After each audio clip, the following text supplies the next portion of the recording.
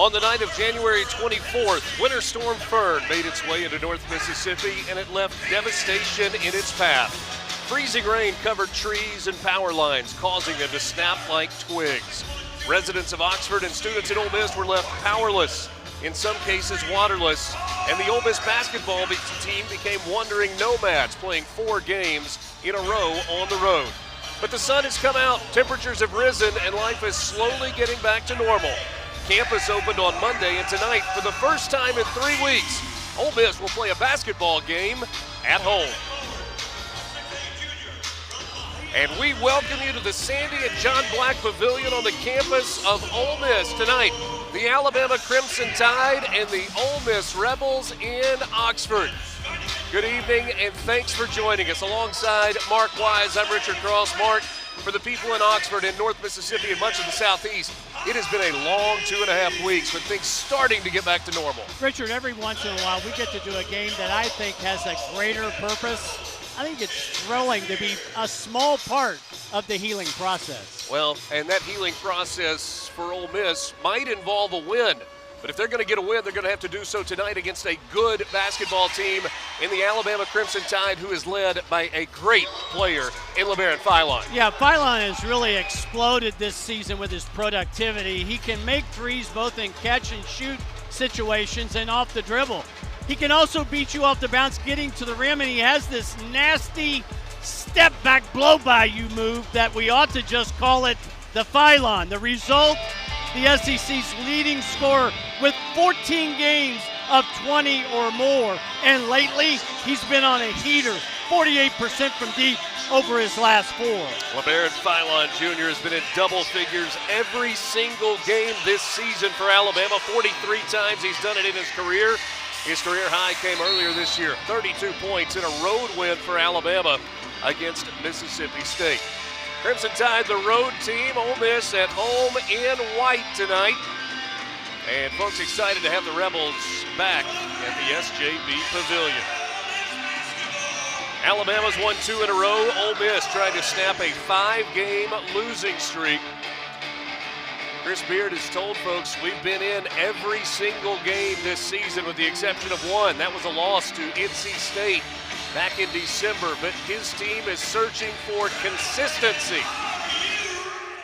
Opening tip is handled by Ole Miss, but it goes all the way out of bounds on the baseline, and so Alabama will start the game with the basketball.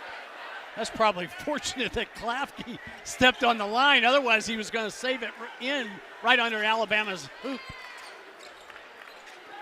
It's an Alabama team that loves to shoot the 3, and they love to get to the rim. That is the style that Nate Oates coaches. They are one of the highest scoring teams in all of college basketball, averaging 91.8 per game. Contact and touch last underneath by Bama. Going to be Ole Miss basketball headed the other way.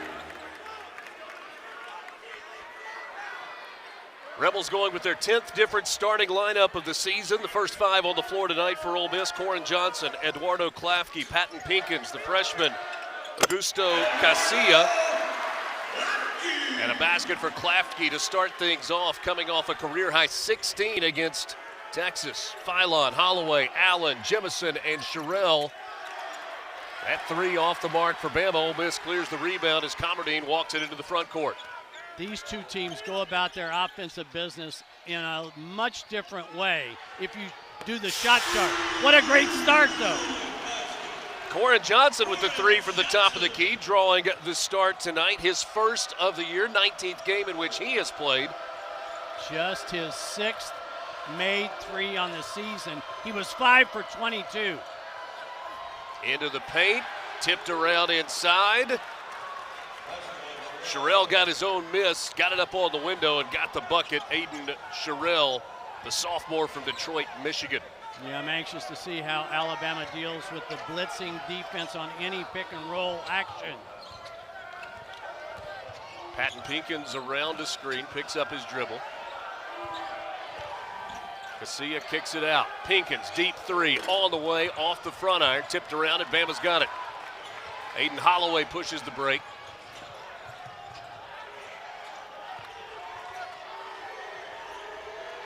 Allen doubled on the baseline. Tough spot. He's able to find Jemison. 3-ball on the way and off the back iron. Klafke pulls down the rebound for Ole Miss. This Ole Miss team, 15th in the league in rebound margin. That'll be a challenge for them on most nights. Rebels being out-rebounded by almost 2 a game. They don't turn it over a lot, but they do there. He can make that, yep. Steps into the 3. He can make it, but missed that one badly. Woo. But a foul on Ole Miss on the loose ball. That is Corin Johnson picking up his first. Chris Beard, the head coach of the Rebels, last year took Ole Miss to the Sweet 16, just the second trip that deep into the tournament for the Rebels in school history. 4 different programs he has taken to the dance. Little Rock was the first in his first major head coaching opportunity. Malik Dia has come in for Ole Miss, so Dia does not get the start. Comes off the bench early, though, as Holloway goes past Dia, gets cut off, kicks it out. 3-ball on the way. That one's good. Amari Allen drains it.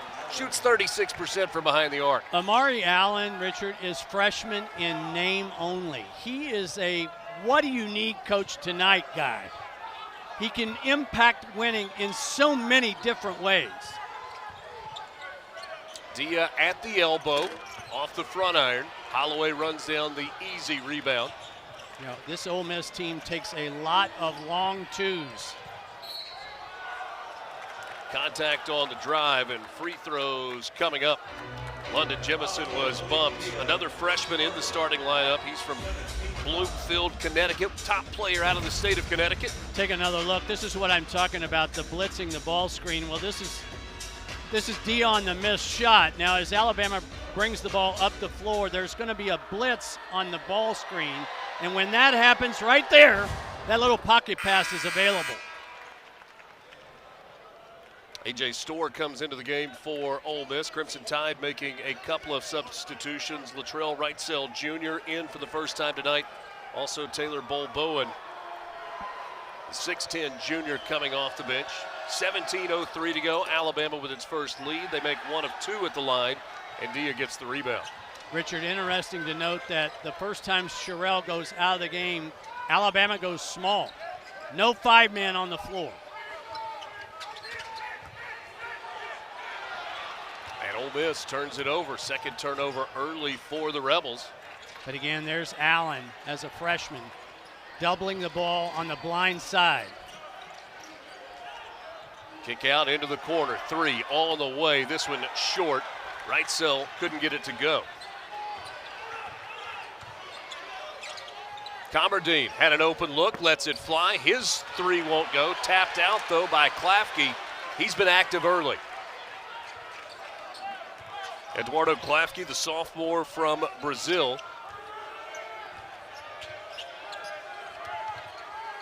Mismatch. Shot clock at 5. Commerdine from the free throw line. Too strong. You were looking down low? Yeah, they had a mismatch, but it was late in the clock. Not enough time to get it there, really. Fylan kind of dribbled himself into trouble underneath the basket. It was touched last by Ole Miss. Alabama without a piece that they have become familiar with over the last couple of weeks. We'll tell you about that next.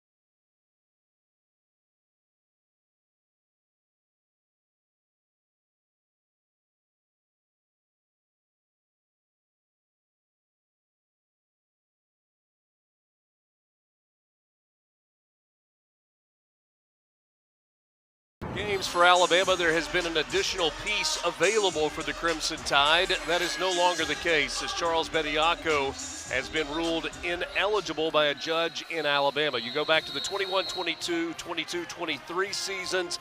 Bediako was a two-time All-SEC selection. He entered the NBA draft when undrafted, signed a two-way contract, played in the G League from October of 2023 through January of this year. On January 21st, an Alabama judge issued a temporary restraining order that allowed Bediako eligibility to come back to Alabama.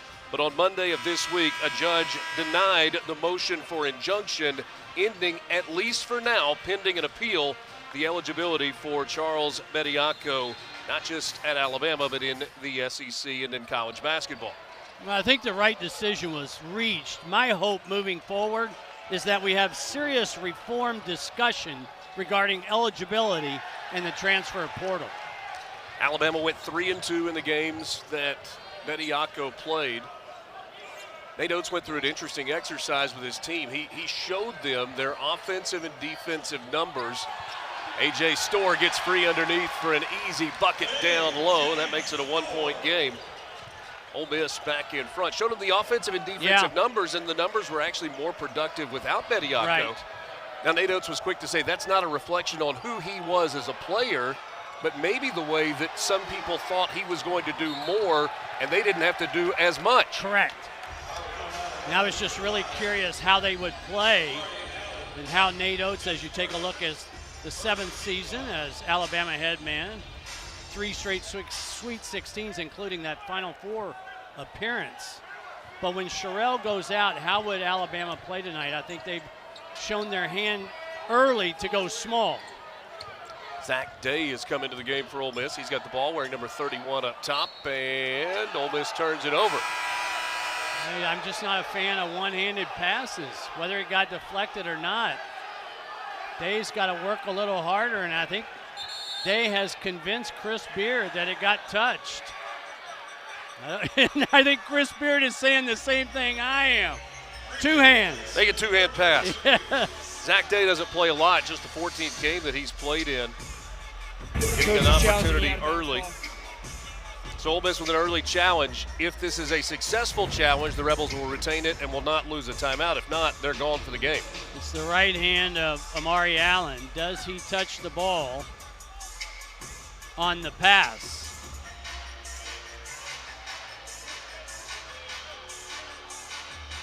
I think so. I think I saw fingers curl back. I think this is going to be Ole Miss basketball. I'm actually batting a pretty good percentage here in the early going of 26. Do we need to put like your stats on the screen? Yes.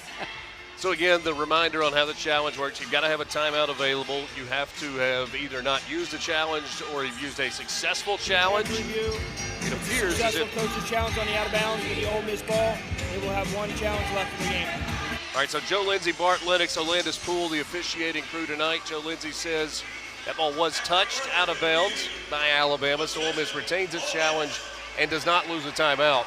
And Chris Beard still wants him to make two-handed passes.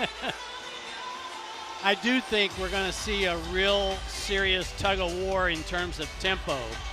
Ole Miss wants to keep this game in the 70s. Alabama wants to get this game in the 90s. There's only been one team to beat Alabama who scored in the 70s this year, and that was Tennessee.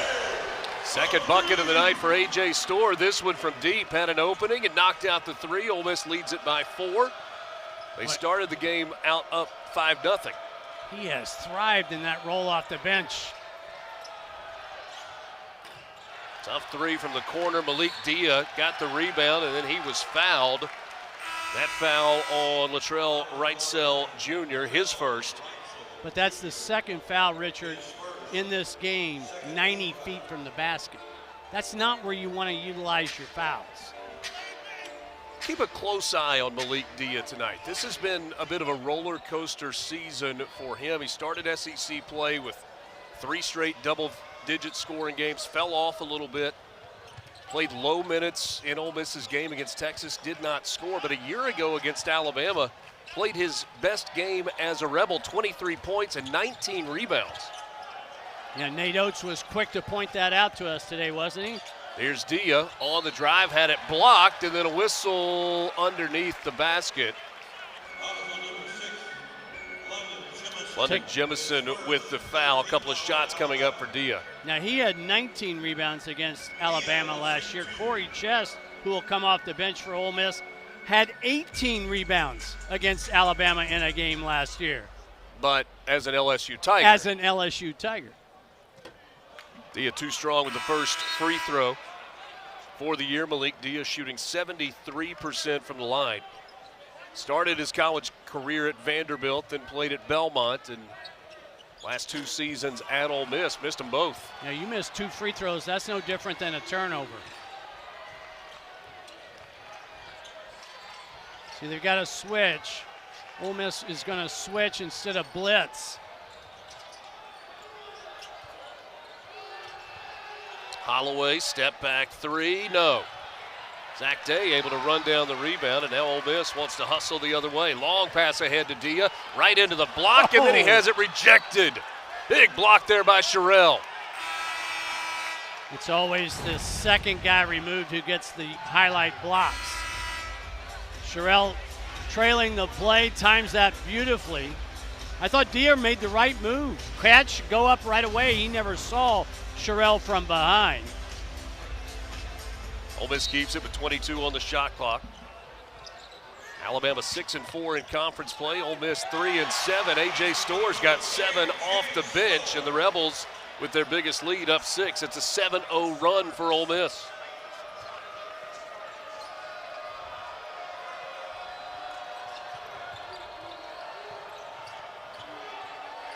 Trouble on the sideline as James Scott has come into the game. That's number 4 for Ole Miss. Here's a 3 from the opposite side and a splash there for Houston Millett.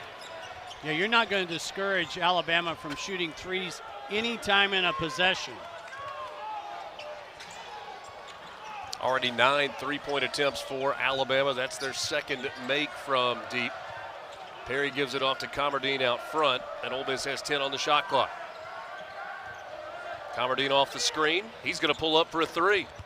Grazed the front iron and then knocked away by Klafke. On this replay, keep your eye on A.J. Storr starting out right here, and watch him curl around just a simple screen by Perry. It's not that big of a screen, and yet Jemison was following the play. But sometimes, Richard, we get so complicated as coaches on our out-unders, our side-outs. Sometimes a little bit simpler is better.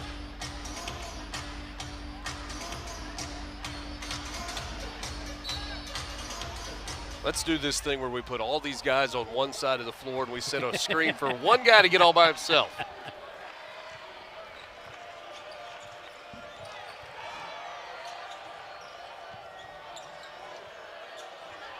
You talked about blitzing screens for Ole Miss, kind of attacking the basketball. There's a strip and a whistle. Traditionally, what Chris Beard's defenses have done is switch everything. Why the change? Well, again, they blitzed in the Texas game a lot. I talked to Nate Oates about it today. He expected them to blitz, but I don't know that you can blitz Alabama, and the reason I say this is because they have so many three-point shooters. If you put 2 on the ball, that means you have 3 defenders for 4 players. I'm not sure that's a good formula, so I don't think they're going to blitz a lot in this game, but they'll certainly switch 1 through 5. That's Jaleel Bethia at the free throw line. Has not played much lately for Alabama. Only 14 games this season. Gets an opportunity early. It's a guard-heavy team and sometimes hard to find minutes on the floor for this Crimson Tide squad. You want more minutes? Make free throws. Ole Miss tonight is without Keza Jiffa. A.J. Storr mid-range, and that is where he makes his money. 9 points for Storr. He gets so many buckets off that curling action off a pin down. 3 won't go for Amari Allen. He's missed a couple from deep. A.J. Storr gives it off to Klafke.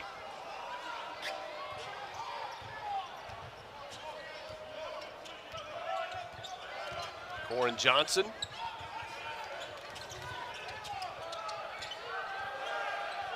Tend to shoot. Pinkins on the wing. Gets by his man. Gets inside. Turns around and then left it short. Klafke comes up with the loose ball and then a jump ball and a tie-up and now some extracurricular.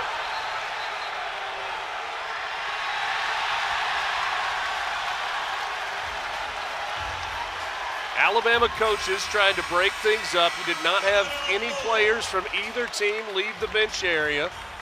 Klafke was trying to steal one. Bull Bowen tied him up, and neither wanted to let go. All of that resulting in a jump ball. We're back after this.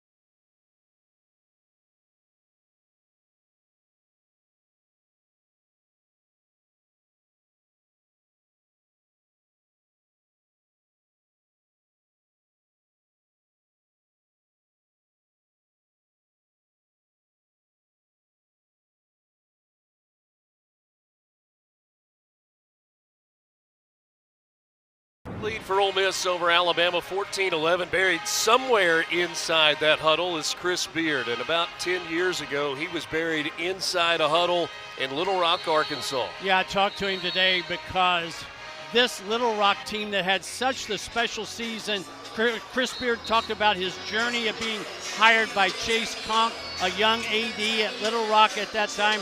That team, led by Josh Higgins, won the Sun Belt going away. And why do I bring all that up? Because last week, the Little Rock did something really special. They inducted into their Hall of Fame the entire team, not just the coach, but not just Josh Higgins, but the entire team. What a special moment for Chris Beard. What a special moment for the Little Rock Trojans of 16, 130 games, upset Purdue in the NCAA tournament. Just a marvelous accomplishment, and it's kind of neat to see that rewarded. Yeah, it certainly was. At a basketball crazy state. After a review, nothing wrong. A.J. Storr with the burst. He's in double figures in the first half off the bench. Ole Miss leading it by 5. Boy, he's just so strong and physical.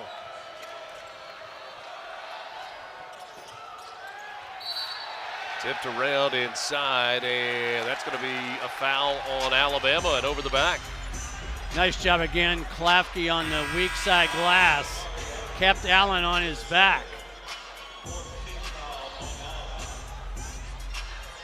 Amari Allen picking up his second foul. That's significant for Alabama. He'll go to the bench for Nate Oates' squad. By the way, A.J. Storr has now gone double digits in the first half of 5 SEC games this year. Sorry, 5 overall, 3 in the SEC. The lob, and James Scott goes high to finish it. That middle pick and roll puts the defensive big man in no man's land.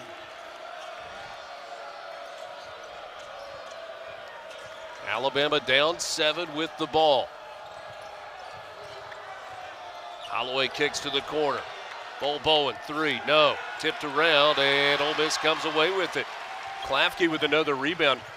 That's his 4th of the game tonight, and despite the fact that he had a career-high 16, Chris Beard said Chris Beard said the thing that he liked about Klafke on Saturday against Texas was rebounding and assists. Sounds like a coach, That's doesn't such he? a coach answer, isn't it? 5 on the shot clock. Corin Johnson turns around. Tough one in the lane.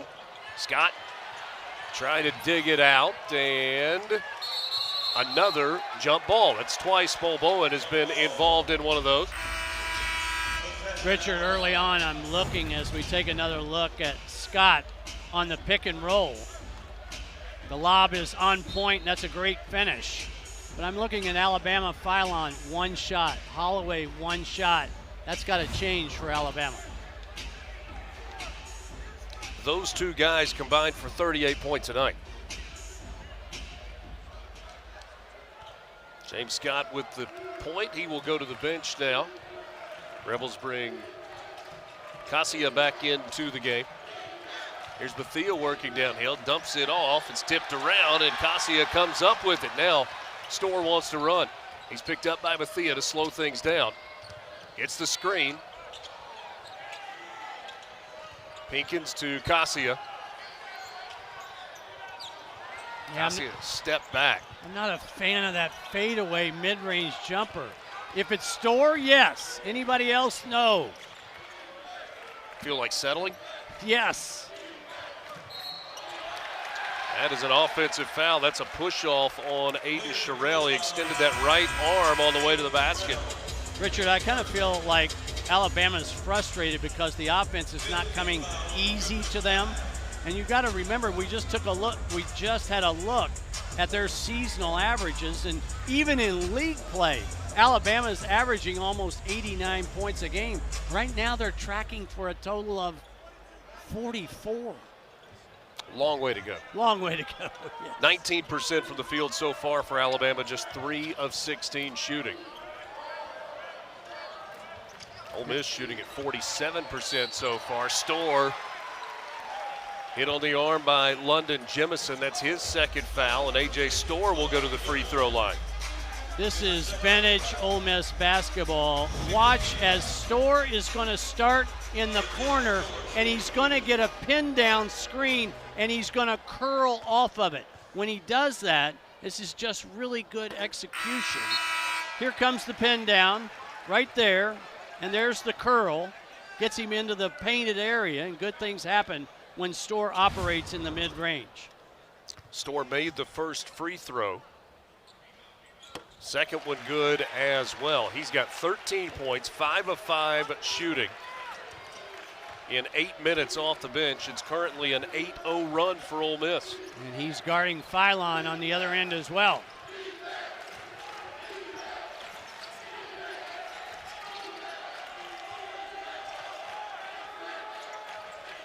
LeBaron Philon working against Cassia. It's inside, up with the left hand and a bucket, and that puts him in the scoring column. That's that step-back blow-by move that I talked about in the open. Pretty good move there from Johnson to get free, but he's doubled on the wing. Now Storr guarded by Holloway. There's a step back for A.J. Storr. That's his first miss of the game. Cassia trying to save it, stepped on the end line. Alabama basketball. Watch this. Philon step back and then blow by. Between defenders, little ball fake, left-handed off the window. There's a lot going on there.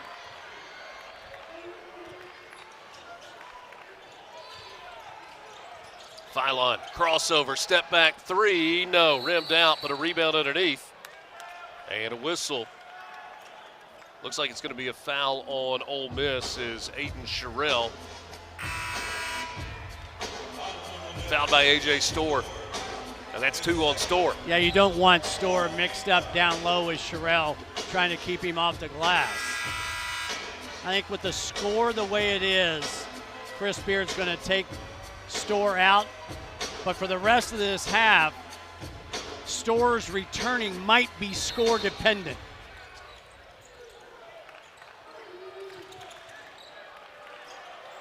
How about that? 13 points on 5 of 6 shooting. Ole Miss's man-to-man defense on point, active, quick feet. Everybody thinks that your defense is play with quick hands. No, it isn't. It's play with your feet first.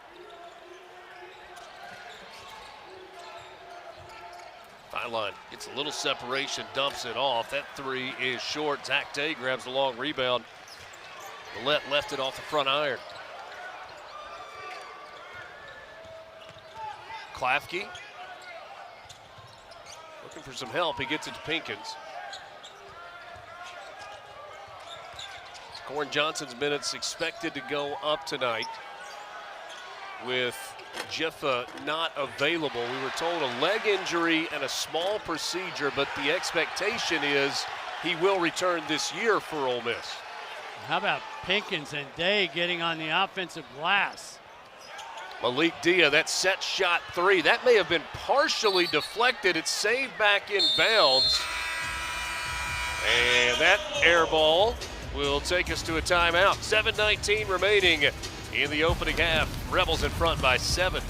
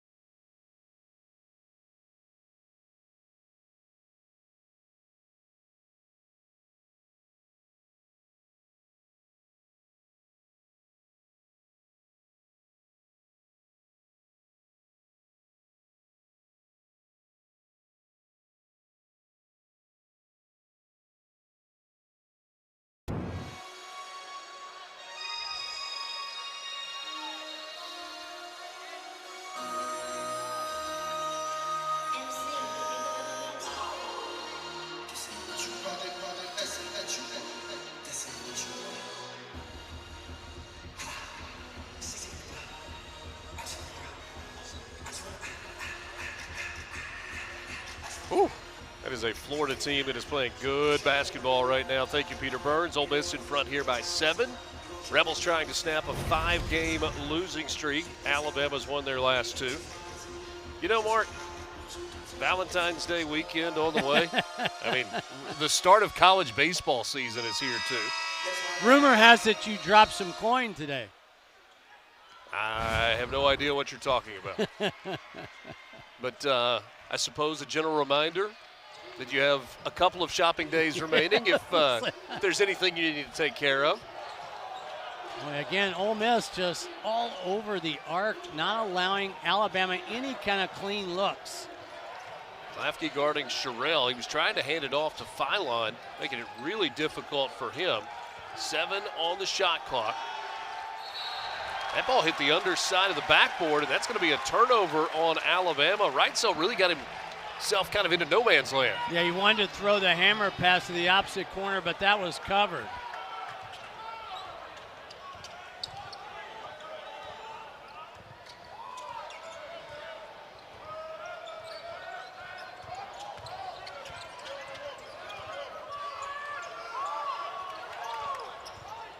Johnson off the screen, kind of following James Scott into traffic, then lost the handle, and the Rebels turn it over. Just went too far off the bounce. From the corner, three won't go. That's an offensive rebound. Sherrill got it, went straight back up with it. He draws the foul. Alabama corner three that usually if they miss, it comes off on the opposite side. Now here's an area of the game where Sherrill has really improved in league play, 85% at the free throw line. Saturday right here on the SEC Network, it's a quadruple header of men's basketball games. It gets started at 1 Eastern. We're featuring the late games at 6 Eastern, LSU and Tennessee, then South Carolina, and this same Alabama team in the nightcap on the SEC Network and the ESPN app. How about the way Nate Amen is playing right now for the Vols? Saw him a couple of weeks ago in that double overtime win against Texas A&M, and it was like, oh, he's special, and kind of starting to realize how special he is. Klafke gives it off. Zach Day, 3 rims out. Bull Bowen with the rebound. Ole Miss has missed 8 shots in a row. Bull Bowen steps into a 3. No, that was short. Klafke got the board. That is 5 rebounds in the first half for Eduardo Klafke. Now Day from the corner. 3, no. Philon with the board. And Ole Miss has got to be careful that the tempo goes a little too quick. Wow, there's that step back blow by again. Alabama struggling from deep early in this ball game. Just 2 of 17 from beyond the 3-point line so far. Somebody pushed Bull Bowen in the back. He went flying after that missed 3-point shot. Pat Pinkins, the freshman from Murfreesboro, the son of Ole Miss assistant coach Al Pinkins, picks up the foul. Noah Williamson is coming to the game for Alabama. Another 3 misses, and it's Perry that digs it out this time for the Rebels. Richard, doesn't it seem like Ole Miss is winning all the 50-50 rebounds? They're the quicker team to the ball.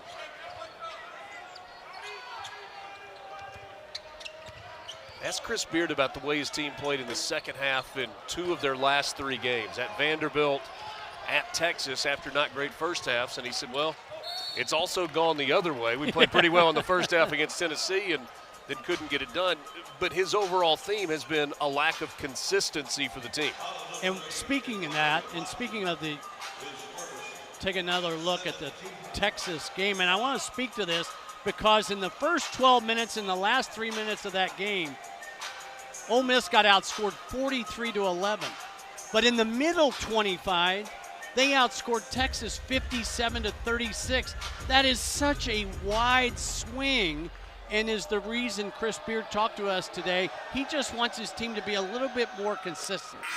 Boca Titus had a huge game, his 27 points and 7 rebounds.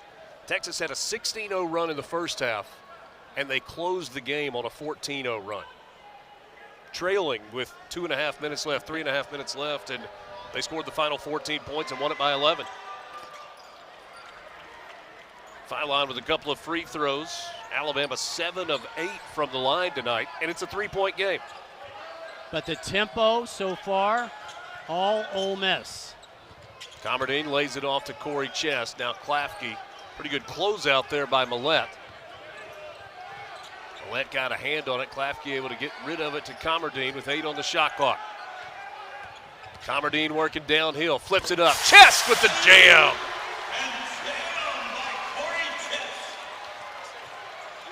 Five-point lead for the Rebels. Pretty good action on the offensive end. Alabama trying to answer. 3-ball, yes.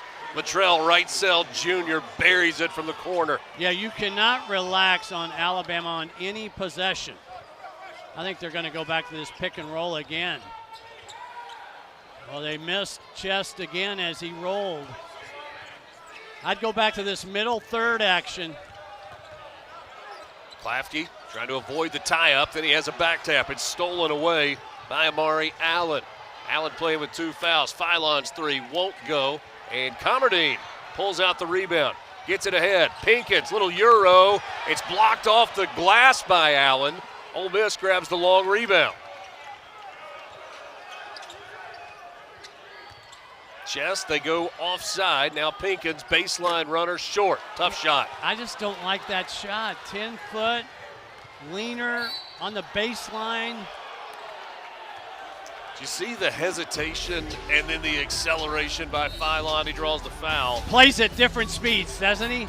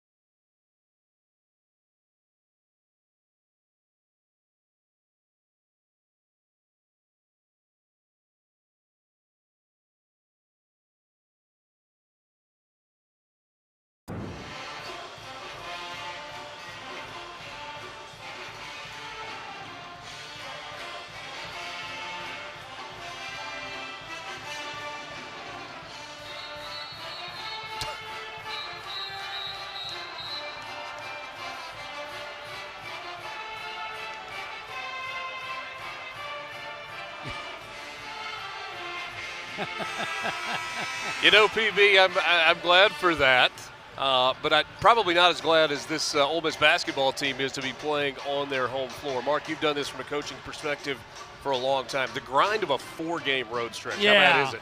Well, you didn't plan on it. That's the sorry part of all this, and as a consequence, it's just so much more difficult in terms of your practicing, your team's energy, because once you start losing, it can be contagious. Rebels have lost 5 in a row. 4 of those were on the road. There was one game in there that was switched. The Ole Miss Vanderbilt game was supposed to be played in Oxford. They had to flip it to Nashville. Of course, Nashville had severe weather issues as well. So that January 31st game was in Nashville. Rebels lost that by a single possession. The return game will now be in Oxford on March the 4th. And we'll have that game. March 3rd, I think it is. Late in March, or excuse me, early in March. Whoa! Whatever. Chest, how about that? He's not worried about the date right now. Cummerdine with a beautiful helper. He's reading that play really well right now. Alabama's defender gets up the lane a little bit. Inside 3 minutes until the half, and there's a bump. Day going to get called for the foul on Holloway. Take another look. Cummerdine attracts Sherrill outside that restricted arc. When that happens, the lob is there. It's on point. That's the second time that Corey Chest, the transfer from New Orleans, has been the recipient. And you take a look at what Chest did against Alabama last year. You know, Nate Oates was kind of chuckling, and I say kind of chuckling to us about the fact that Chest had the 18 rebounds, Dia had the 19. Wasn't necessarily looking to play both of those guys in the same uniform. You look at Corey Chest and what he's brought to the floor a year ago at LSU and this year at Ole Miss. You think about a guy that's a decent rim protector. He's a good rebounder. He is ridiculously athletic, but he has not been a big-time scorer. No, and I think Chris Beard is fighting for it. The players are doing a little Harlem Globetrotter routine because they're trying to match up chest on Sherrill on the free throw line. And here we go again. This means that Day has to block out Sherrill. Now Holloway's 81%. He should make it.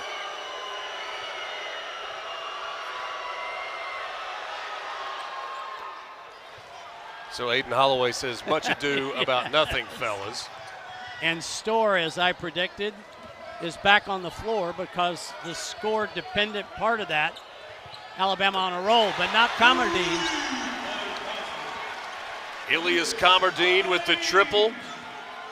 The senior from Marseille, France. Alabama trying to answer, cannot, but the ball ends up in the hands of Wrightsell. So the Crimson Tide gets to recycle the possession.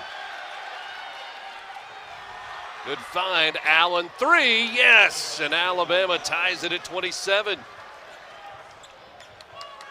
Just a wonderful freshman.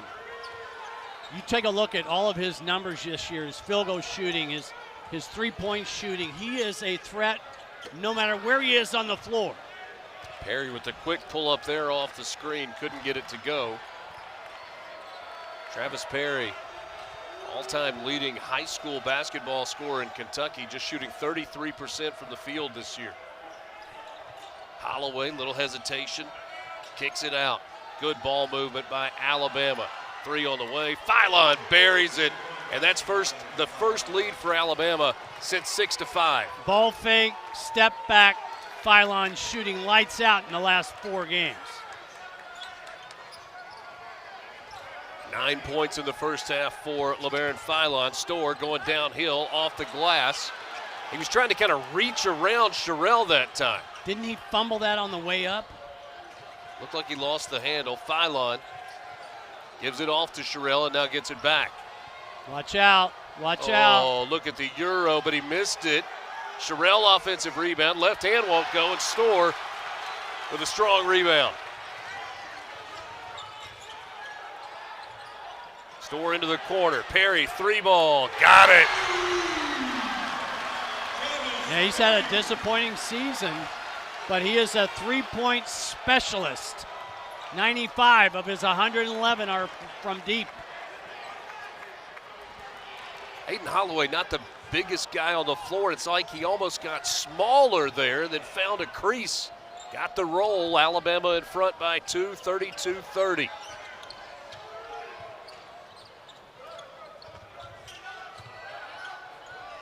Just back to Storr. 10-second difference between shot clock and game clock. And Storr trying to throw the alley-oop to Chest, and Chest got bumped on the way up. Extra pass by Storr is on point.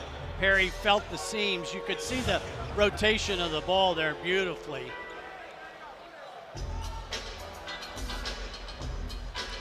Travis Perry, the sophomore from Eddyville, Kentucky, Lyon County, 5,481 points. Not only the best all-time in Kentucky history, but the 7th best nationally ever. And has just kind of struggled this year. He has made 3 or more threes in 4 different games. A.J. Storr will go to the bench. Remember, he's got 2 fouls. Chris Beard does not want to see him pick up a third on the defensive end. Yeah, just 55% at the free throw line. It's way short. Alabama with the lead and the ball up 2. Aiden Holloway directing traffic. Now he gets it to LeBaron Philon. Back to Holloway. Holloway goes past Comardine, throws it into traffic. Comardine got it. He's got a shot at the buzzer from half court. No. And that will take us into the locker room. Alabama trailed for most of the first half. They shot only 26%, and yet it's the Crimson Tide in front. 32-30 at the break in Oxford. Let's send you to the studio.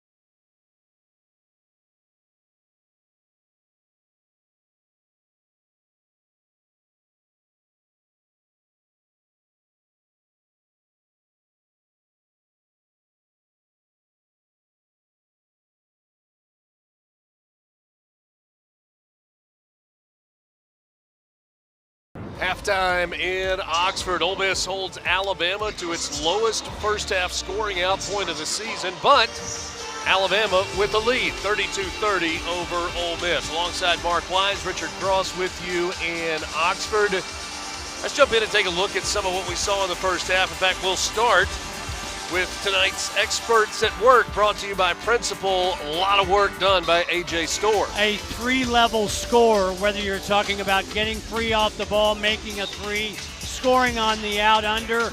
He operated in that mid-range area with an expertise, and then attacking the rim. He led all scorers with 13 points in the first half.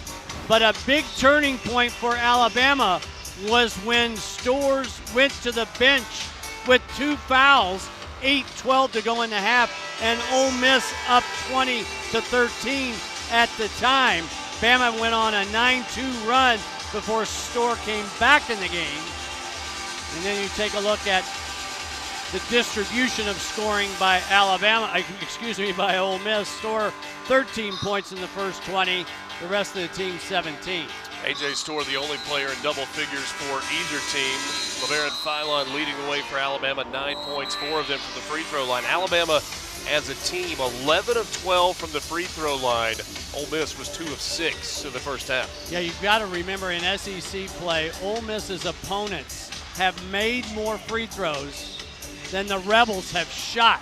That's been a problem for Ole Miss all season long. Richard, Ole Miss got off to a great start in the first half. I think this first segment's super important for the home team. You talked about dictating tempo and pace in the first half. We'll see if Ole Miss can do that for another 20 minutes. A sloppy and careless turnover on the opening possession. Yeah, that's not the way you want to start.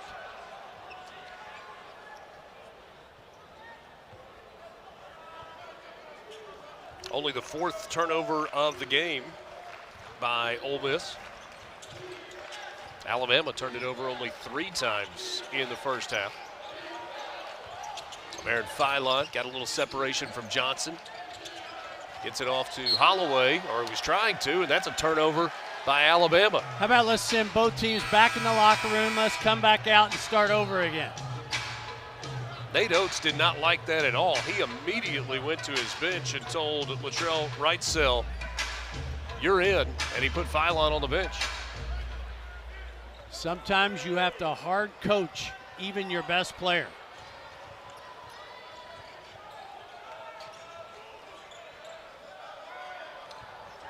Comardine goes into the corner, nearly turned it over.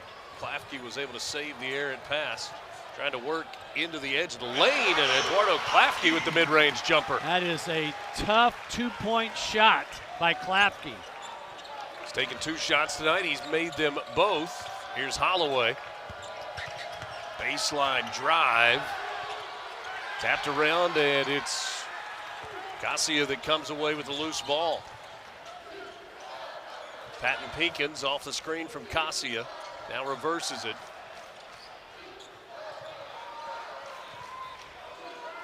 Klafke gets a screen. He's going to pull up again, this time too strong off the back iron. That's kind of a give up because you've got the defender, the big guy defending the play in no man's land, and when you take that mid-range jumper, you bail out the defender. Comardine picks up his first foul.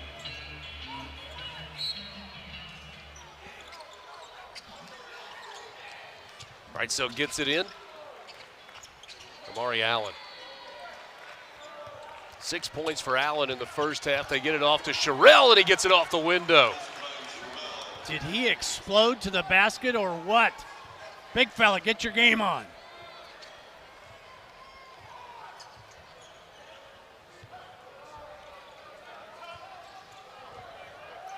Ole Miss with A.J. Storr on the bench to start the half, just like he did to begin the game. Here's Cassia, 3 ball. It bounces around, and rebound goes to Alabama and Holloway. He was trying to steal a cheap foul there from Comardine in transition. Out front, Wrightsell 3. No. And Cassia among the crowd gets it off to Comardine. Good rebound there by Cassia. I've been impressed the way Ole Miss has worked on the glass. They have not looked like a team that is 15th in the league in rebound margin. One and done trip there for the Rebels. Johnson's shot off the mark. He can make that. Sherrill with the three. 6'11", 255. The sophomore shoots 31% from behind the arc. That's the biggest lead of the game for Alabama, up 5. But I love take the ball back where it came from. And that last drive, watch this pass behind. That's just a smart play by Amari Allen. Sherrill has no defender in front of him. He has all day to kind of line up the shot, shoot it with confidence. But credit Amari Allen for attracting defenders and getting the assist. And then how about the contrast for Sherrill on those two possessions where he's crashing to the glass. Right. Gets it off the window, then he knocks out the three. A.J. Storr into the game, missed the shot. Dia got the loose ball, goes back up with it with the left hand, and gets 2. First points of the game from Malik Dia.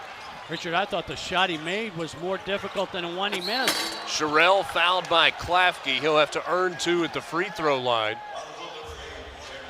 Lack of communication in the pick and roll game for Alabama by Ole Miss. Sherrill now 3 straight possessions.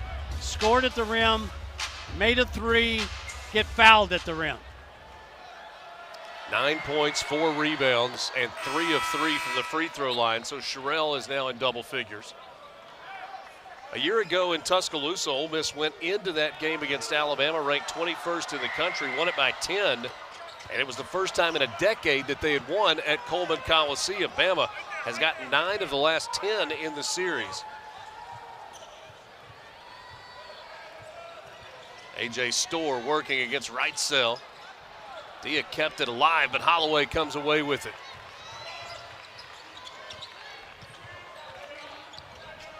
From the corner, three's good. Might need a timeout here.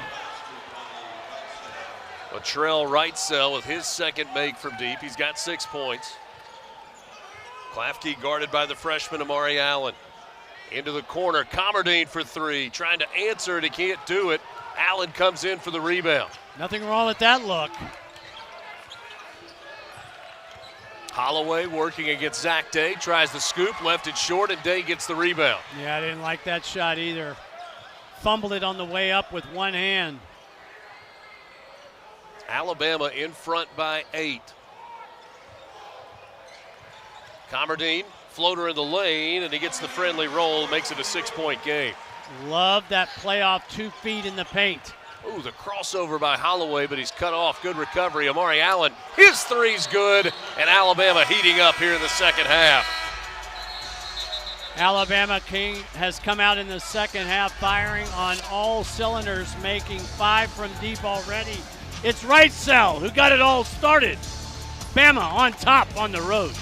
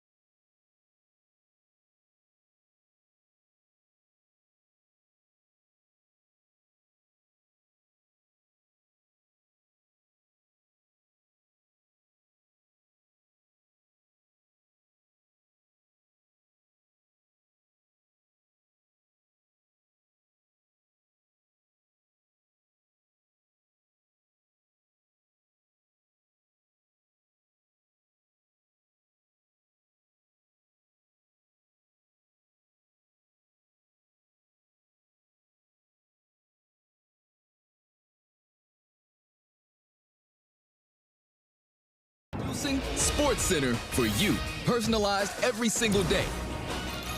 Now available on the ESPN app. Powered by your favorites.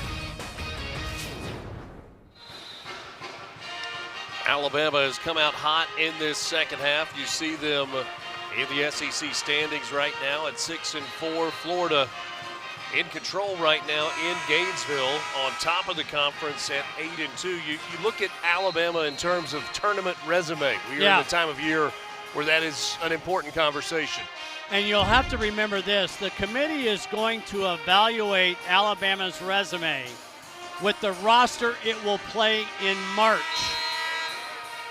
So there is some question in terms of how will they evaluate the games with Bediako in terms of having the 3-2 record with some quad one wins.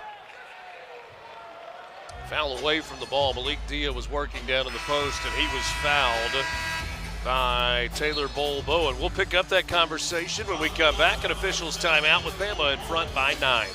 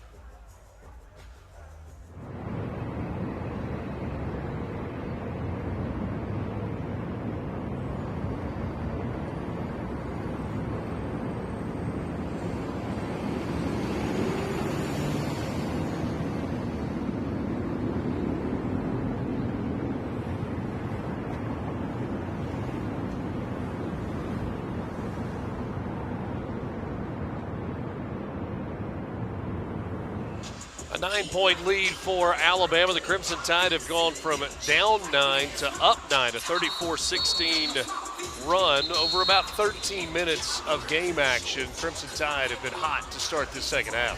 Finding their three balls, and as we take a look at Coach Chris Beard's shoes, this is all about this game is no secret, which Chris Beard is a proud partner with in terms of bringing recognition to the fact that Coach John McClendon, the iconic coach at North Carolina College, arranged for a secret game, if you will, against the Duke medical team. So you've got a all-black school playing an all-white school. Nobody was at the game. Nobody was there. But really was one of the instrumental foundations for integrating our sport. It took way too long for that to happen, but we're enjoying this game here today in large part because of the efforts of people like Dr. John McClendon. The Ole Miss team warmed up in T-shirts before the game tonight that said on the back of them, "This is no secret." It was 1944 when Coach John McClendon organized that secret game against Duke's medical school. It was during Jim Crow when black colleges were barred from playing in both the NCAA and NIT tournaments. No reporters knew about the game. Yes. No local police knew. They didn't keep a scorecard, and yet it became a landmark moment in the integration of college basketball in the South.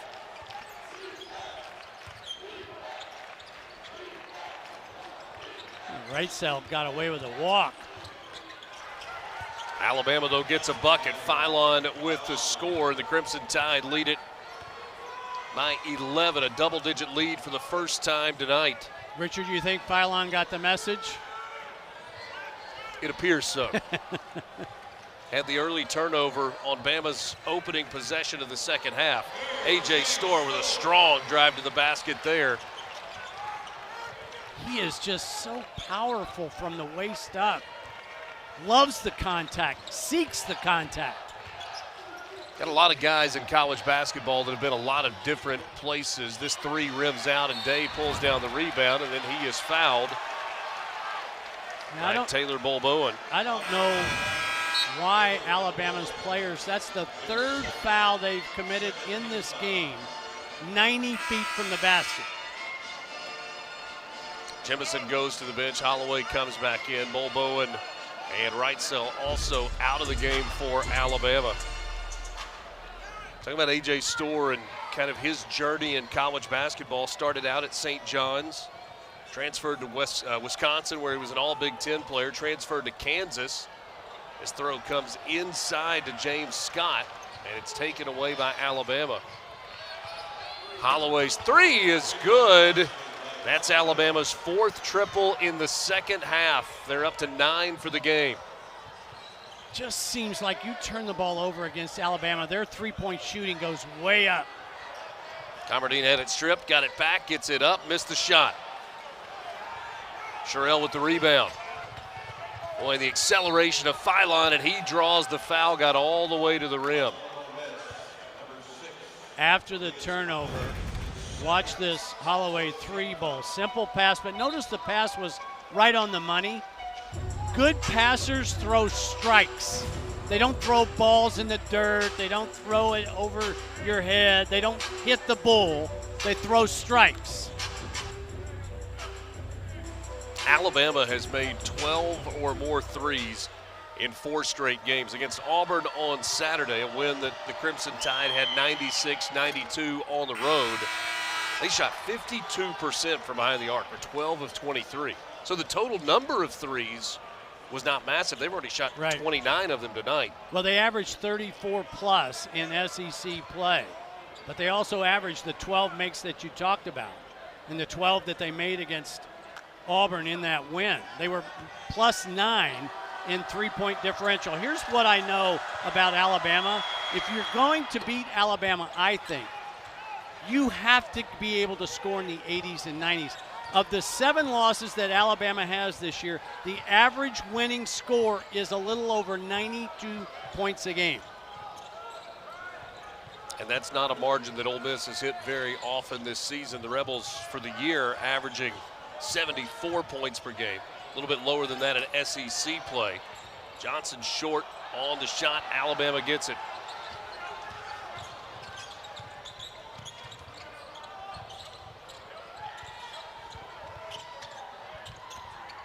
Millette gets it out to Holloway.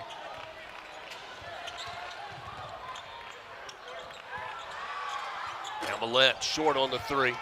Long rebound for Pinkins.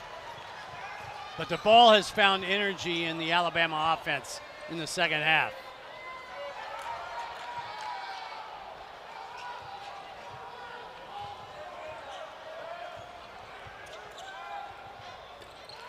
Tough leaner there by Johnson. Again, though, took what the defense gave him and played off 2 feet.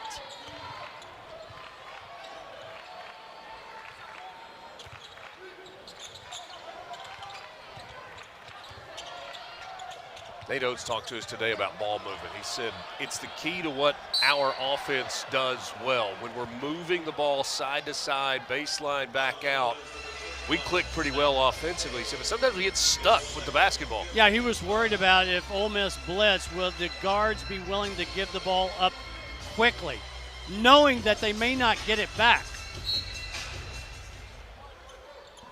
20 on the shot clock after the foul on Zach Day. Quick inbound pass and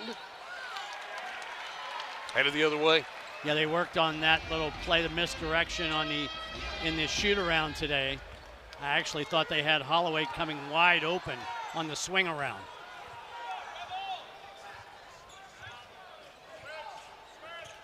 Only 5 turnovers each tonight. Ole Miss led by as much as 9 in the first half. Alabama's biggest lead is 12. How about Corey Chest again? Good read by Johnson again. They've had some success middle third. Holloway trying to answer quickly. That one rattled around and kicked out. Ole Miss has cut the deficit to single digits. Corey Chest, well, he was looking to go downhill. Lost the handle.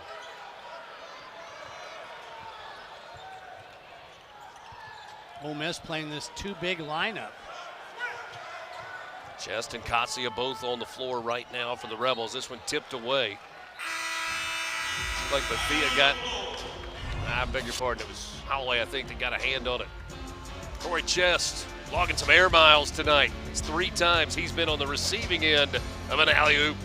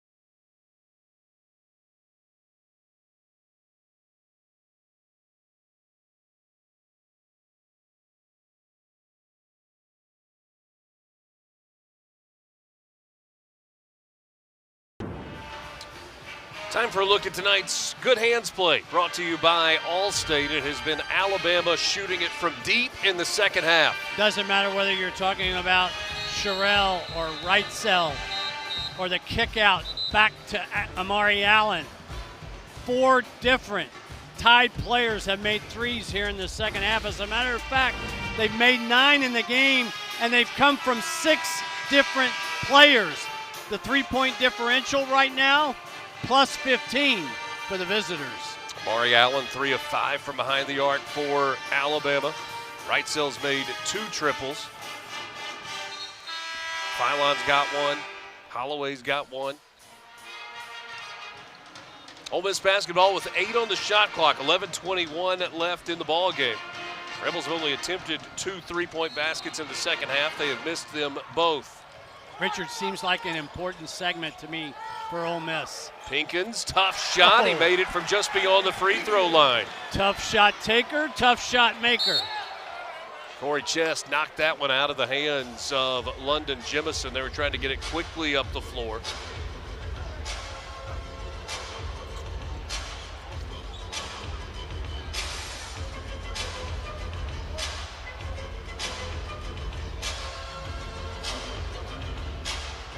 #187th game all-time between Ole Miss and Alabama.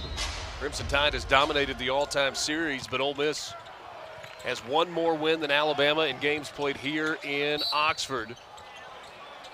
That's a foul on the Rebels. Second to be Corin Johnson, yes, his 3rd. There's a look at that series history that you were talking about. Alabama, 8 of the last 10 in the series belong to the Crimson Tide. Inside, they lost Philon, but he couldn't convert. Hits his own miss, lays it up and in. Talk about guys that can score without the basketball. What do I mean? Move without the ball. Philon with that great cut.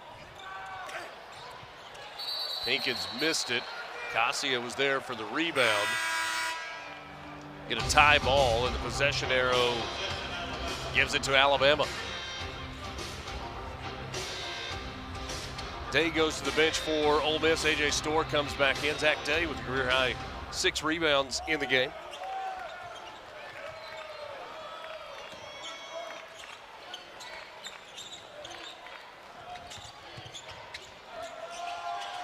From the corner.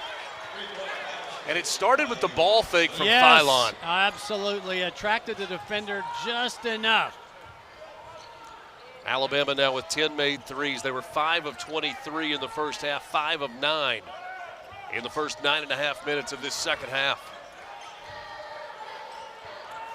Corin Johnson tried to throw the lob. Nobody on the receiving end, and Bama off to run. Watch out. Watch out. Transition three, good for Latrell Wrightsell Jr. And Ole Miss going to take a timeout.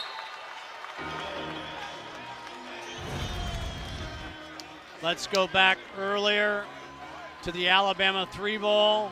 Watch just enough of a penetration. Pinkins bit on the drive, just enough to give Wrightsell back-to-back looks. That's, again, a strike of a pass by Philon, and Wrightsell does not need much room nor time to get his three-point shot off. Mark Ole Miss cut it to 7, and Alabama's ripped off 8 in a row. Now a 15-point lead for the Crimson Tide, and they can do it so quickly. There was a time in college basketball where you had a breakaway like that. If you kicked it out for a 3, a coach would lose his mind. I would like to know what Alabama is shooting on the year from the arc after the other team turns it over. Because what you're talking about is basically a 5-point swing or a potential 5-point swing. I'm sure somebody can get you that number. I'm not that somebody.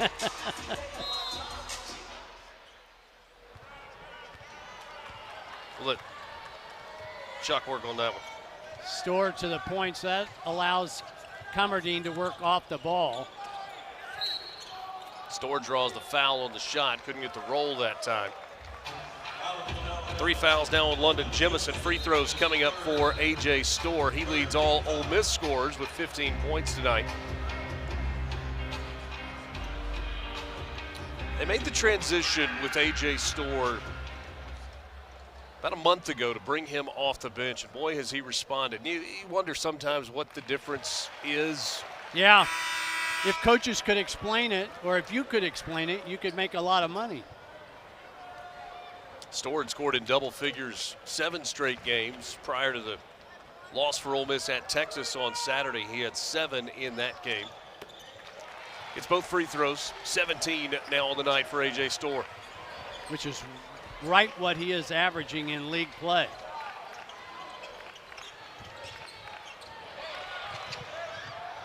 All tipped away, so no backcourt violation. Here's Wrightsell again from the corner. This time it won't go. It was halfway down, came out, and then you end up with a foul on Alabama. Amari Allen with his 3rd.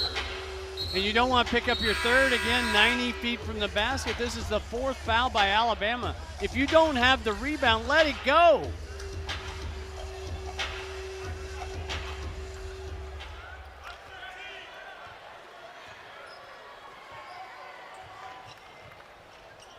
Alabama, a couple of home games coming up after this one. They get it inside to James Scott. He's fouled. That's just good recognition on a quick switch on top. Throw over was there and delivered on time. Scott gets fouled and goes to the free throw line, where he has not been very many times this year. Just 7 for 13. Scott was one of the big pieces of Ole Miss's addition to the roster a year ago. It's not panned out maybe the way they had hoped. The Fighting Tiger is our next SEC story, and it premieres Friday night at 10:30 Eastern, chronicling the 43-year career and legacy of LSU gymnastics head coach D.D. Breaux. Also available on the ESPN app. 43 years, how many practices is that? A lot. What a legend. Oh, there's that Philon move. Finds a little space. He's able to kick it out. There's the extra pass, and Wrightsell's got another one. Yeah, it's like skeet shooting right now. Pull. 15 points for Wrightsell, all of them from behind the arc. He's got 5 made threes. A scramble for the loose ball. Another tie-up, and now the possession arrow to Ole Miss. One more time. Wrightsell, who has found the rhythm here in the second half. See the seams in the ball rotate beautifully and perfectly? That's when you know a shooter's in the groove, because when they catch it, they start feeling for it. Latrell Wrightsell's already graduated. He spent 3 years at Cal State Fullerton. This is 6th year in college basketball. Had a season-ending injury in November last year. You go back to 2023, he was first team All Big West at Fullerton. Originally from Omaha, Nebraska.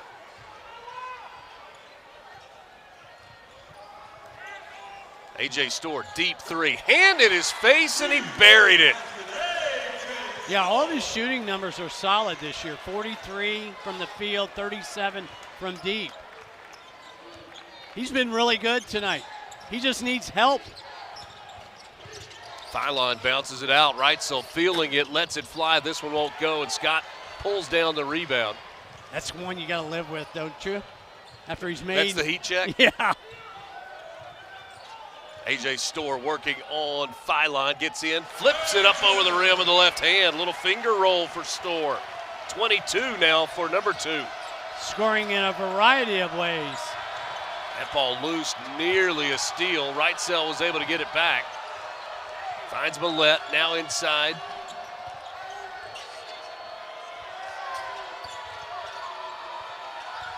Phylon, step back three, no.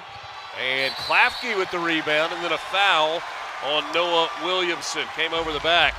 That's 7 rebounds now for Eduardo Klafke, tying a career high. The bright spot for Ole Miss tonight has been the play of A.J. Storr, knocking down another 3-ball. 22 on the night, but Bama, the road team, on top.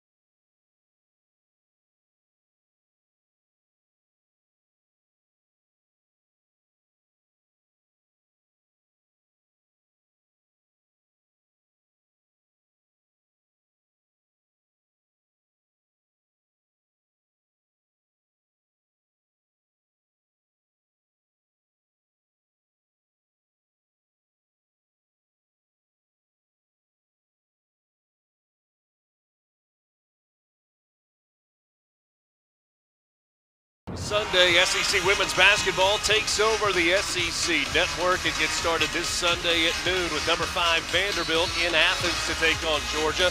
Then a top 20 matchup in Lexington between Ole Miss and Kentucky. A top 25 matchup in Tuscaloosa. Number 10 Oklahoma, number 23 Alabama. And then we wrap it up at 6 Eastern with Auburn and College Station to take on Texas A&M, all on the SEC network and the ESPN app. Wrightsell has made 5 threes in this game. It's the 8th time this year he's made 3 or more. Klafke with a ball fake, gets to the mid-range, and he knocks it out. Back to a single-digit game. Ole Miss on a 7-0 run, trailing by 8.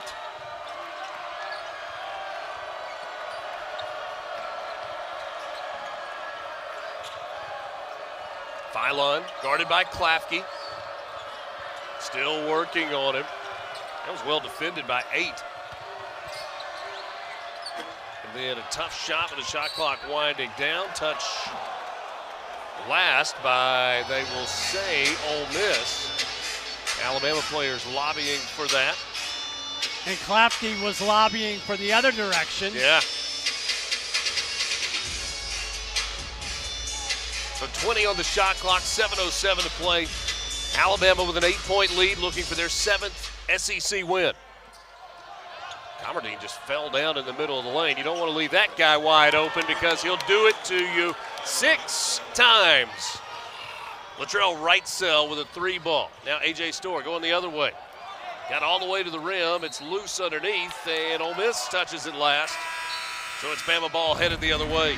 Take another look at this out under. Wrightsell is right here. He's going to come back and then go around.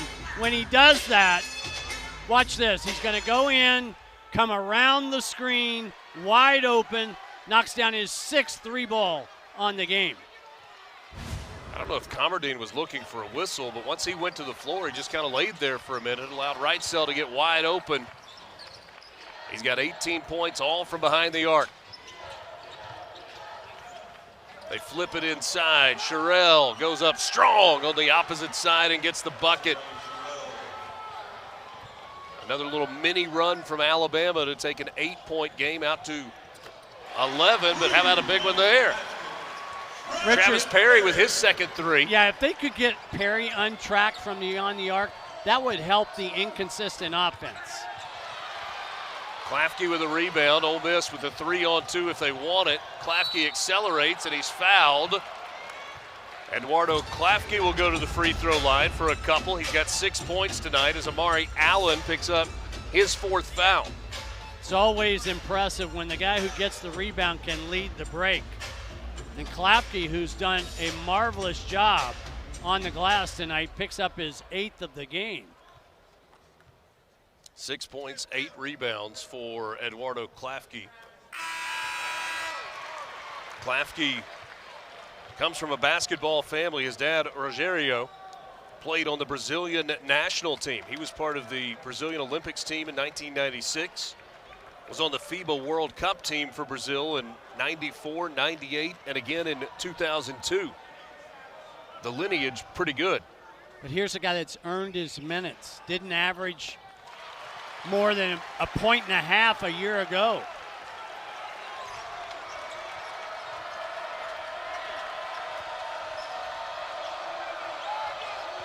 Wrightsell tries to split defenders with that inside pass and then a hard foul. Going to send Aiden Sherrill to the free throw line. Augusto Casio with the foul. Bama's got a lot of mileage with Sherrill tonight in that short roll game. He's got really good hands. He catches what I call kind of tough pocket passes. Sherrill's been good from the free throw line. Perfect 5 for 5 tonight. 69% for the year. Former McDonald's All-American, made them both. But in league play, Richard, it's almost 90%. Yeah. Talk about an improvement. No doubt. Storr pulls up. Ole Miss trails by 10. It's an air ball. Had a hand in his face and didn't get a good look that time. Yeah, he hesitated.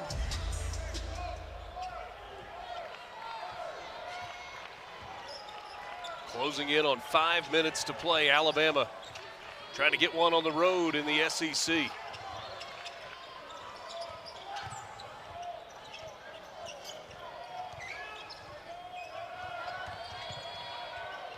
Klafke working against Holloway. Holloway kind of contorted his body and ended up with an offensive rebound from Bull Bowen. Now a tough baseline runner for Holloway, gets it to go. Woo.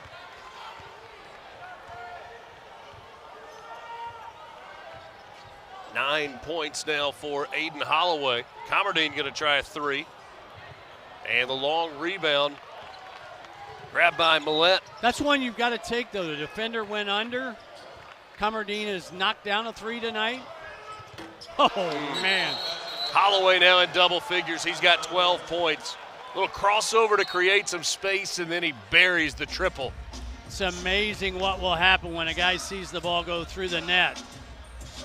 And again, a run for Alabama, a 7-0 run. The softball season rolls on with the Shriners Children's Clearwater Invitational. The SEC Network is the home for these games, starting with number 23, Oklahoma State against Georgia. That's at 11 Eastern.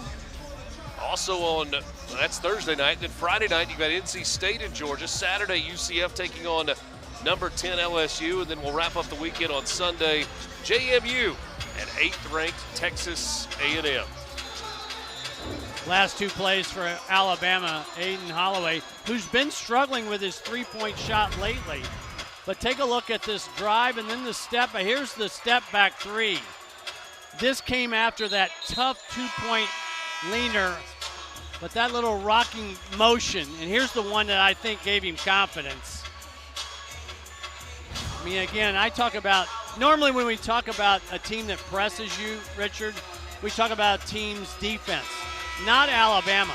Alabama presses you on offense. Their three-point shooting, their tempo, the number of threes that they make. It just is relentless. Aiden Holloway averaging just below 4 assists per game. His assist to turnover ratio about 2.5 to 1 tonight. 5 assists for Holloway, no turnovers in 21 minutes. Yeah, that'll please Nate Oates the most maybe from his line tonight. Alabama in this second half has nearly doubled their makes from 2 with their makes from 3. 9 of 16 right from behind the arc, 5 of 11 on 2-point shots. A.J. Storr catch and shoot 3. This one off the mark. And a good rebound there by Taylor Bowen. Florida State transfer. A whistle underneath. I think somebody spotted something on the floor. That rebound that you referenced by Bowen, that's what they need from him. Yeah. He's known as a three-point shooter. You mentioned the transfer from Florida State, who made 41% from deep. But they need another rebounder. No question about it. This Alabama team, 9th in league play in rebound margin.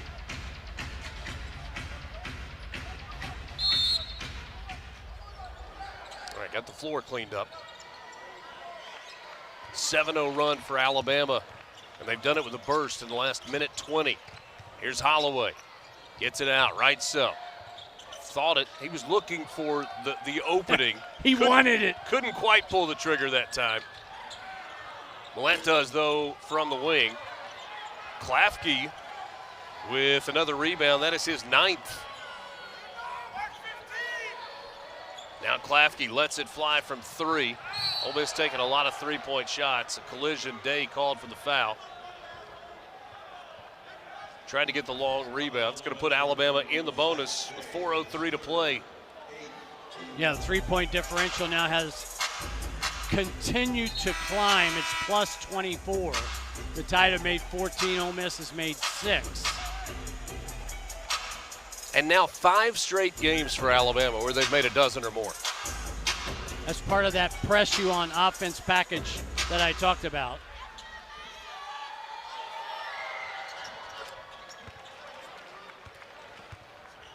.32 first half points for Alabama. The Crimson Tide has put 42 on the board here in the second half. Make it 43 and now 44. It's a 9-0 run. Alabama all of a sudden leading it by 17. Biggest lead of the night for the Crimson Tide. Storr on the drive, and he's fouled all the way to the basket. There's your continuation. They say count the basket, and a chance for A.J. Storr with a three-point play as he sits on 24 points, but his team trails it by 15 with 3:52 to play.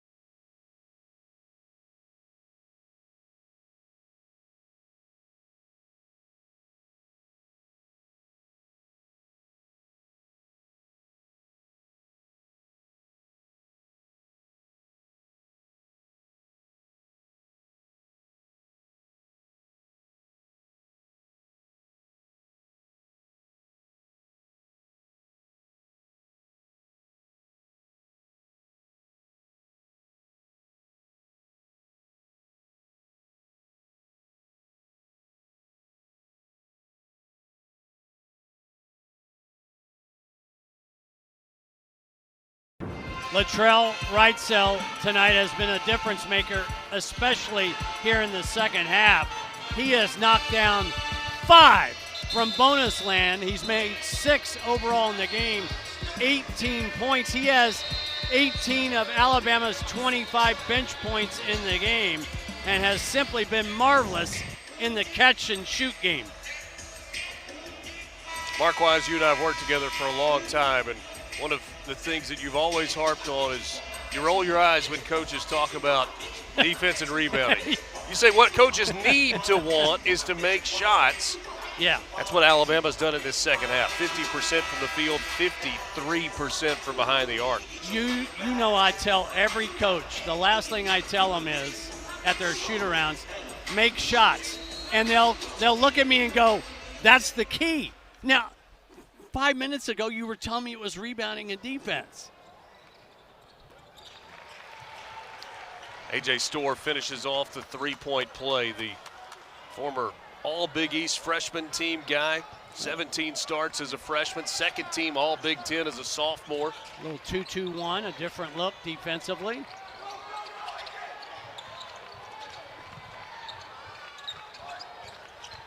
Trying to find a way to create some turnovers. Zach Day gets a hand on it, knocks it out of bounds. Gave a different look, confused Alabama just a little bit. We were looking at Alabama's tournament resume earlier. The thing that really pops is that #1 strength of schedule. NCAA stats has Alabama with the most difficult schedule played in all of the country. Their opponents a combined 69% winning percentage this year.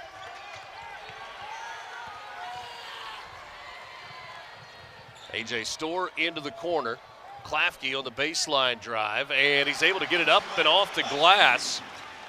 10 points, now 9 rebounds for Klafke. He's 1 rebound away from his first career double-double. I think he's cementing his spot in the lineup as Ole Miss continues to try and find the right combination of guys. I think they've been more consistent in this game than they were in the Texas game on the road the other day. We talked about the big run they gave up in the first half, a 16-0 Texas run. There was a 14-0 run to close out the game. Chris Beard liked the way his team played, I think, for most of that second half. And he talked about shortening the rotation down to just 6 guys. Yeah. And some guys that maybe would have expected to be on the floor didn't, but still kind of bought in with the guys that were playing. Sideline gets a friendly roll there. Storr has been really good. Klafke's been really good. But they need some sort of presence block to block down in that high rent district. They would love for that to be James Scott, but it just has not worked out that way. Orndia, who continues to struggle for the second straight game. Zach Day with a 3 from the corner that won't go.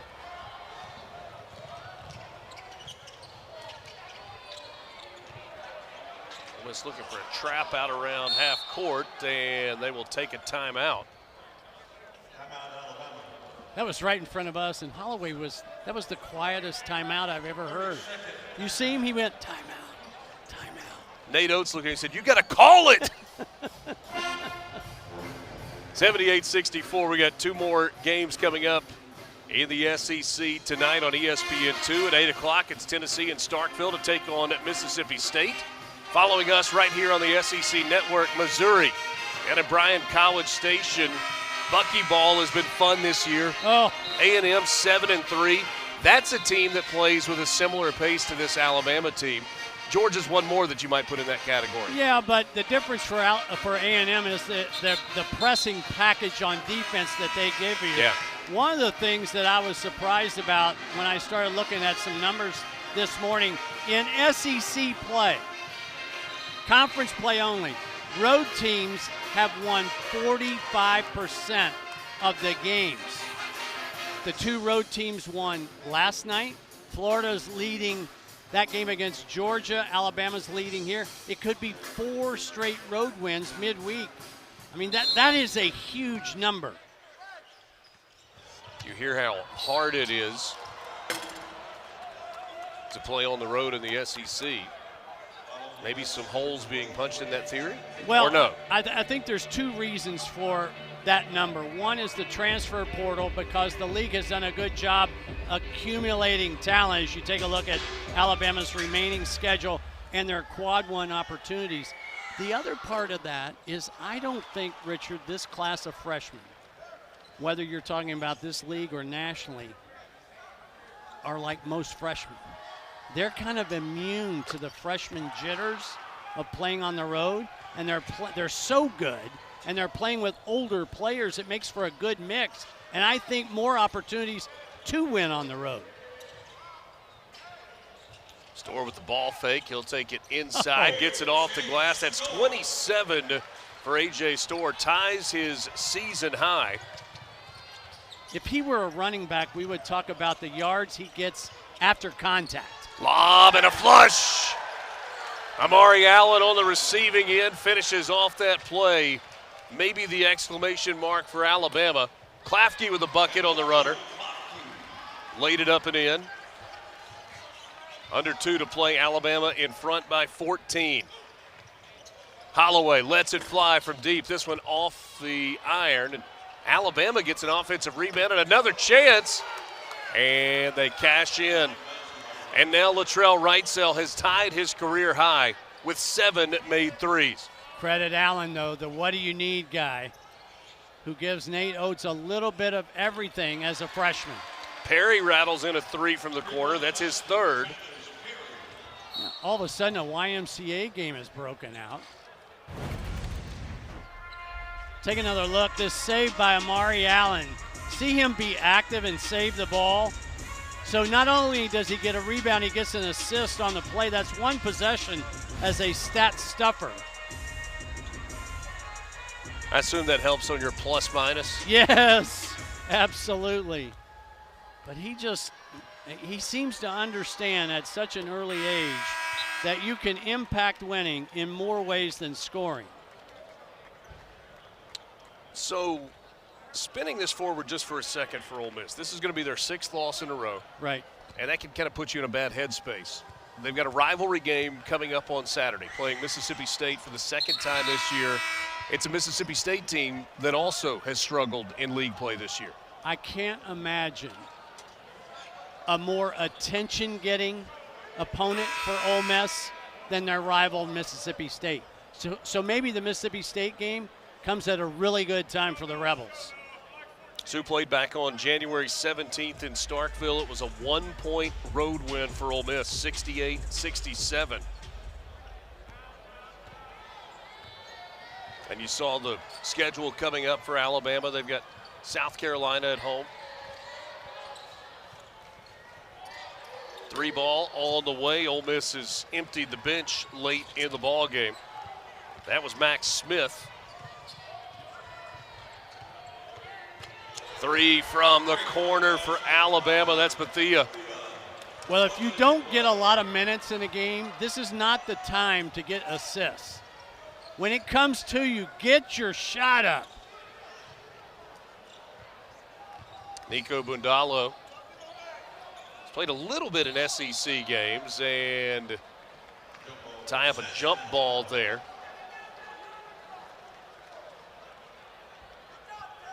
Alabama, 11 second-half threes.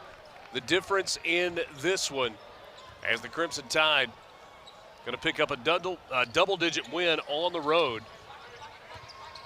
And this has been a tough 2-game stretch, right? You have the rivalry game where you go to Auburn and get the win. Bo Bowen with the 3. That's 12 in the second half for Alabama.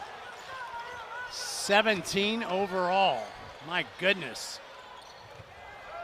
That 3 way off the mark. 61 second-half points for an Alabama team that was held to their lowest first-half scoring output of the year. What do? Well, they just come back in the second half, and they eclipse their season average of points per game. They press you. They press you on offense for 40 minutes. Patton Pinkins got the 3. Academic at this point. Alabama content to dribble it out. And the Crimson Tide will leave Oxford, Mississippi with their 4th straight win over Ole Miss in this building. See the longest since late 80s, early 90s. Again, 61 in the second half for the Tide. Again, way too much three-point shooting for Nate Oates' club. It's another road win in the SEC. A.J. Storr led all scorers with 27 points. Alabama finishes with 5 in double figures, led by Latrell Wrightsell and his 7 made three-point baskets. Thanks for being with us from the Pavilion in Oxford. For Mark Wise and our entire SEC Network crew, I'm Richard Cross. Bama wins it by 19. Here's Peter Burns.